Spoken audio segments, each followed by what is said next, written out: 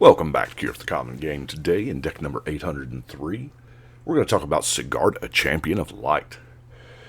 Now, for 4 mana, we get a 4/4 Flying Trample, which, hey, back in the day, that was enough, right? But humans you control get +1/+1. And Coven. Whenever Sigarda attacks, if you control 3 or more creatures with different powers, look at the top 5 cards. You may reveal a human and put it in your hand. The rest go to the bottom in a random order. So this is the first of what is sure to be a long line of green-white humans decks. But I tried to. There are 4 of them with this set, and they're all done. So this is probably Selesnya week. I don't know. We'll just have to see how it goes. I tried to build them differently. This one is more or less humans and angels. They have been tied together for quite some time, but as you know, there is a lot more humans than there are angels. So let's get to our ramp. Humans themselves don't really need a whole lot, but angels, kind of, sort of, maybe. So we have Avacyn's Pilgrim is probably the most used card in all 4 of these decks, just because it is what it is, right? Gyre Sage, I think this is the only non-angel or human card, but it was in the pre-con. It's pretty good with other creatures coming into play. Of course, we have our Soul Ring, Talisman of Unity, Moss Diamond, Selesnya Locket, Wildfield Border Post, and then our land searches. Rampant Growth, Search for Tomorrow, and Circuitous Route. Not a whole lot of card draw. We have the Shamanic Revelation. That's a beast in and of itself, but if we don't get it. Let's look at our angels, which we only have 6. Of course, we have the other Sigarda, Heron's Grace, to give you and your humans hexproof. And then Sigarda's Vanguard. I like Flash. Enters the battlefield or attacks, choosing a number of creatures with different powers. Those creatures can double strike. With that ability, it really needs the Flash,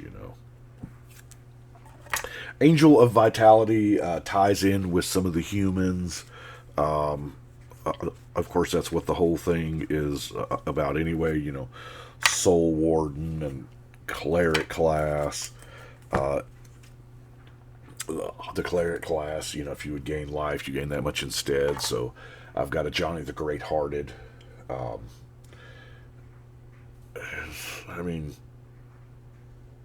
of those abilities matter. All 3 of those abilities matter. But back to our angels.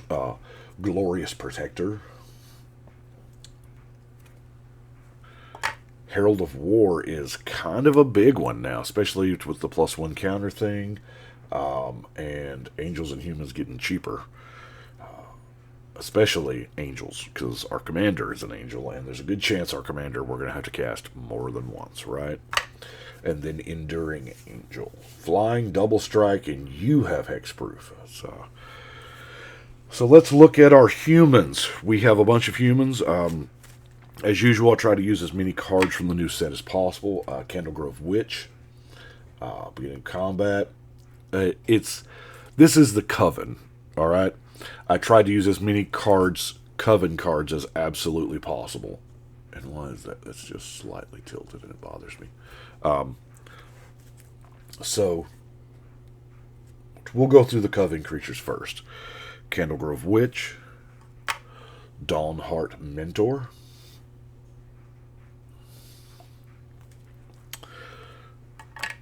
Dawnheart Wardens. Ritual Guardian. Contortionist Troop. It's a very busy instep.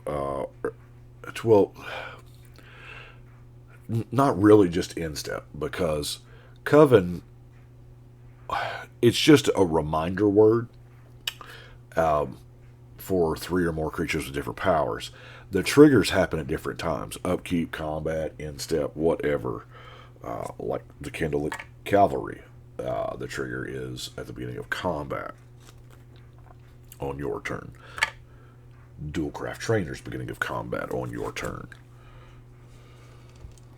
Let me get this up. We're getting a little close there. We have Stalwart Pathfinder. By the way, what do y'all think about, I know this is not one, but there are cards in Innistrad Midnight Hunt and the Midnight Hunt Commander. There are cards that exist that are not in either of those products. They're unique cards that you can only get by set and collector boosters. I think there's, 7 cards? And one of them is the Commander Linda, the Avison's Memorial, stuff like that. What are your feelings on that? I'm not a big fan. Because that kind of makes those cards way scarcer than they should be. Let's see. To one of the other commanders, Lenore, you will see Lenore coming up in the pipeline. I think that's it for our Coven creatures. So, Yavimaya Elder's good human, has good abilities. Juniper Order Ranger, there again, this is nuts for a human. Now, it is a 5-mana 2/4, but wow. Sigarda and Zealot. Beginning of combat, choose any number of creatures with different powers. Each of them gets +X, so it's, and gains vigilance. So this is at least +3, right? It's almost an overrun. Kyler, Sigarda and Emissary. Also done and in the pipeline there. Another human enters the battlefield under your control. Put a counter on this. Other humans get 1/1 for each counter. That is nutty. I mean, yeah. But you have to... I've played a few of these decks, and you have to... With Kyler, you have to play it in anticipation of playing not just one human a turn. You want to play, a bunch. Riders of Gavany. Human, somebody's going to have a tribal deck at the table, right? Odric, you get to choose how combat works. That's pretty sweet. Heron's Grace Champion. Other humans you control get +1/+1 lifelink to end a turn. It's not a bad combat trick, especially with the lifelink. The Moonblessed Cleric. Search your library for an enchantment card, reveal it, and put that card on top. I guess now would be a good time to look at our enchantments. We will pause on those humans for a little bit. So our enchantments that we have that you might want to search. We have Armadillo Cloak.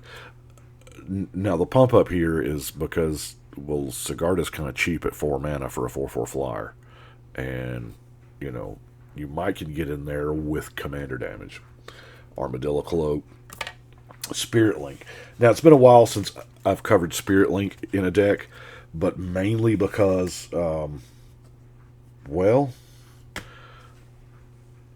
it's not bad. This is... Yes, it can gain you some life, but it is also removal. It does not give the creature lifelink. You control Spirit Link, so you can play this on an opponent's creature. Very helpful in multiplayer. If it's an attacky creature, it almost renders it useless. They'll block if they have to, but most of the time, they're not going to want to attack with it unless it, a dire circumstance, because you're going to gain the life. Now, note with commander damage, if you put Spirit Link on someone's commander and they hit you with it, yes, you're going to gain life equal to the damage, but you still took commander damage, so that's a thing. Back to our humans. Soldier of the Pantheon. Protection from multicolor, I believe, is underrated. Thraben Doomsayer. We have our Dawnheart Rejuvenator. Now, I've got this with the humans and not with the ramp, because it is 4 mana. It does tap for a mana of any color, so in a pinch, it's there if we need it. Sigarda the God-Favored. Protection from gods could, in fact, be relevant. Catilda, protection from werewolves, and it's a human cryptolith rider, which is amazing, and then it deals with the counters. Maja the Bredegard protector. You know, landfall, get a human. That's pretty good. And then Benelish Marshall, a human anthem. Now let's look at the rest of our oddball stuff. We have the Behemoth Sledge. Does a similar thing to the Armadillo Cloak, only this actually gives it lifelink. That matters, because over the weekend I got attacked with an Impervious Great Worm with an Armadillo Cloak and a Behemoth Sledge on it, and it was a 2020 Trampling Indestructible that gained twice its power in life because it had lifelink, and then spelled out lifelink on Armadillo Cloak because they've never errated that to lifelink. As we know, lifelink does not stack. But anyway, it was a bad time. I lost that game. Holy Day. Celebrate the Harvest. Now this is not bad, especially for the Coven deck, right? Celestial Judgment. Unbreakable Formation, of course, just good for, you know, creature decks in general. Wall of Mourning. I guess there is a non-angel human wall. It's got Coven. I missed it during the Coven section, didn't I? Ritual of Hope. No, it does not add 3 white mana. Duel for Dominance. And then Might of the Old Ways. So let's look. Wow, I've been chatting for a while here. Let's look at our removal, shall we? We have, you know, what you would expect pretty much. The Disenchant, Return to Nature, Mystic Repeal, and Beast Within. Tribute to the Wild, I mean, it's decent. Mandate of Peace. And then Oblivion Ring. And that brings us up to our non-basic lands. So let's, got this pretty new Evolving Wilds from Midnight Hunt. That lava's got to look gorgeous full, right? Blighted Woodland, Crozen Verge, Path of Ancestry, because, you know, we're in a tribal deck. Command Tower, Rogue's Passage, maybe try to get that commander damage beats on. Terramorphic Expanse, Fortified Village, Selesnya Sanctuary, Selesnya Guildgate, Blossoming Sands, Thornglint Bridge, Tranquil Expanse, Grey Pelt Refuge, and Sungrass Prairie. And that, my friends, is it for 803 Sigarda.